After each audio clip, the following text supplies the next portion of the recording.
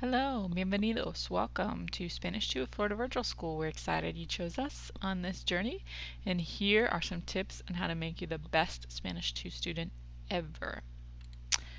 The first thing you will need in this course is a microphone. It doesn't have to be expensive, it can be purchased at a variety of stores. It is the best way to record your voice activities, which are just prompts that you will respond to.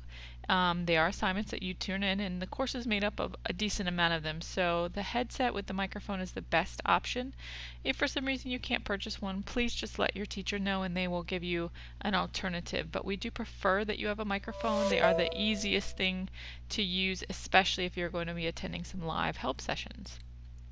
The course is broken down into two 16-week semesters. Can move a little quicker than that, and I'll show you how. When you log in, you'll see the entire course. So remember, the first segment is modules 1 through 5 with the midterm, and then the second one is modules 6 through 9 with the final being module 10. The best thing to do is to work in order, and if you don't work in order, your teachers will send you back to work in order. So you do want to work in sequential order, meaning don't jump from assignment 107 to 502 and back. It actually just slows you down in the long run. So just work in order. It is the best way to succeed in this foreign language class, and we do require it because it is in your best interest to learn the material. You also want to remember to not work in semester 2 until you have completed all the required work in segment 1 and have received your grade confirmation from your teacher. So how do we get there? How do we get to the end of this course? Well, we're going to have weekly progress. Weekly means from Monday to Sunday at midnight. So you do have that weekend to work. The goal is to submit at least 4 to 5 assignments every week. And that pace keeps you going and can actually have you finish this entire course in about 25-26 weeks. If you want to move a little bit slower, you do have to have that approved by the teacher and the principal. If you want to finish a little bit quicker, let your teacher know. We have no issues with you moving a little bit quicker as long as you are working in order, completing everything that you need to complete, and showing that you are mastering the material on your own integrity. So just discuss your options, but the minimum is 4 to 5 assignments a week. That is the desired amount to show mastery of the material, which just means that you're learning, and when you're working consistently and in order, you're learning. If you want, you can use this link below. You can type it into a browser, tinyurl.com/Spanish2pace, to access a ready-to-go pace chart already done for you, broken down by 5 assignments a week, color-coded beautifully, might I add, and you can either copy and paste that into your own spreadsheet, or you can hit print and it should print off for you. So that's how you can get started right away and on track. One rule we do have is the 14-day seat time. This is an NCAA requirement that you do have to be working in the course for 14 days. I should say segment for 14 days. That starts with the first assignment submitted and ends with the last for each segment. So 14 days a segment, or 28 total days for the entire course of Spanish 2. We do not budge on this. This has to be followed. If for some reason you have a situation and you have to get done quickly, talk to your teacher, but they will tell you have to be in there for at least 2 weeks actively working. So you cannot turn all your work in on day 1. You have to be working consistently for at least 2 weeks. Some of the secrets to success are most students work every day or every other day. Sometimes I know that's not going to happen with everybody's busy lives. That's why you do have the weekend to work as well. But if you choose 2 to 3 days a week and use those magical cell phones that you guys have now to set off some alerts to do the Spanish, then you will be successful, especially if you're doing your 4 to 5 a week and working in order. Remember that some of these assignments take longer than others and some don't take very long at all. So you want to budget, roughly around 2 to 3 hours a week to work on Spanish 2. And you choose the dates and times that work for you, as long as you're working Monday through Sunday.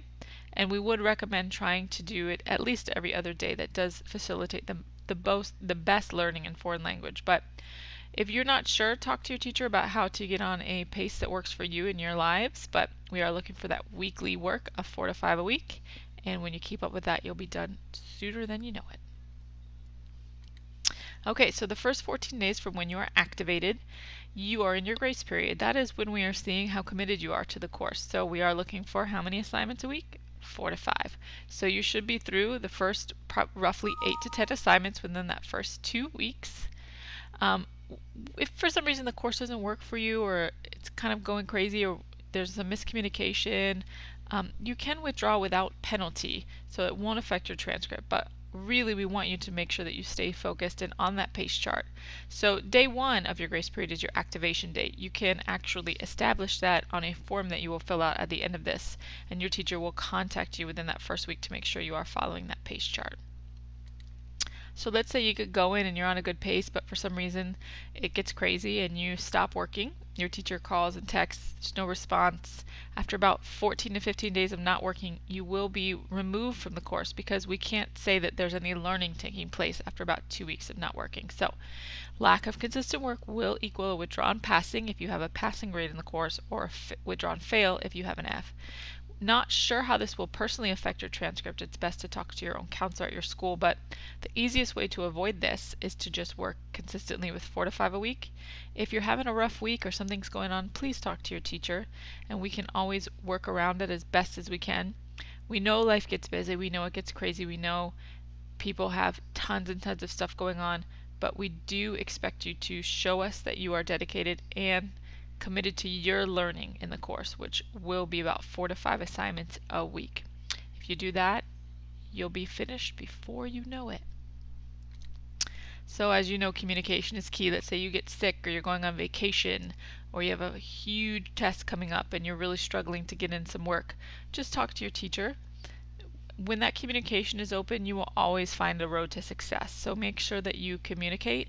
They will work the best with you the best that they can with you, but remember, our goal is to get you finished with the course successfully and show that you've learned in a timely manner. So there are always going to be little bumps in the road. Our job is to make sure that you're doing everything the way you're supposed to do it and learning in the process. If something comes up, just go ahead and communicate.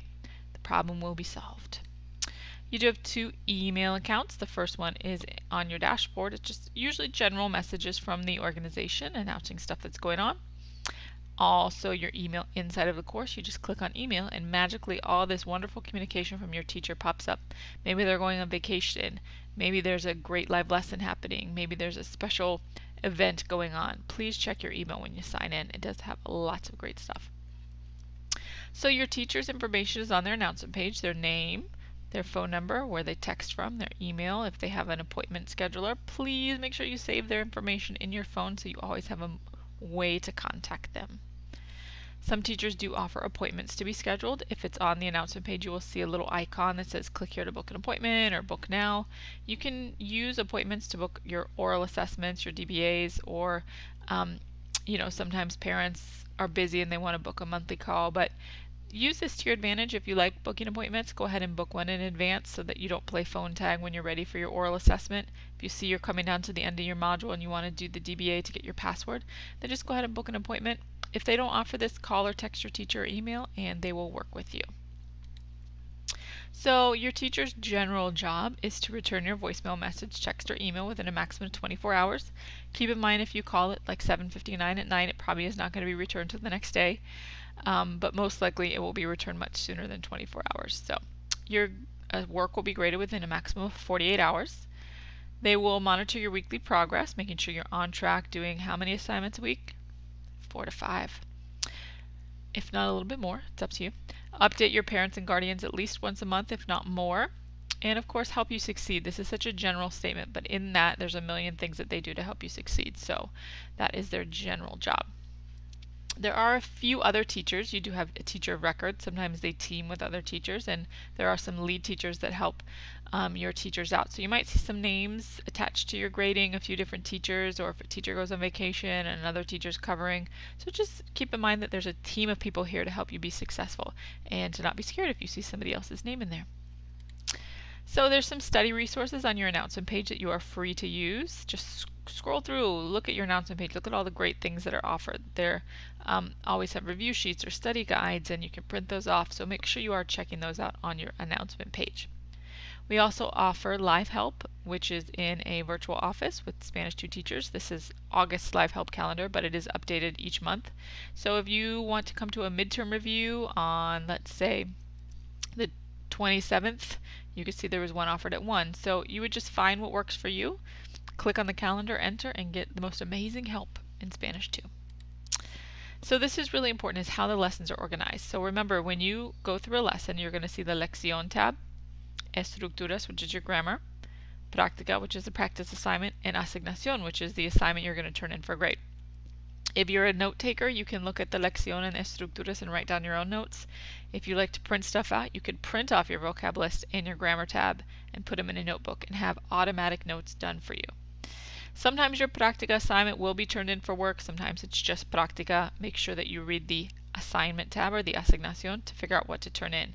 But I will tell you, if you look at the lección and the estructuras, there is no way you won't be able to do the assignment for this module. Everything is based on those two tabs. So please make sure you print them off and use them while you're working. And of course, working in order because the material builds on itself in this course. So we want to keep you working in numerical order.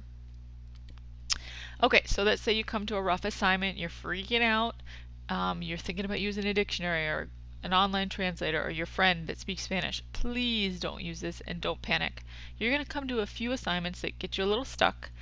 Just pause what you're doing and call or text your teacher. If they're not around at that moment, just skip over that assignment temporarily and move on to something that's a little easier.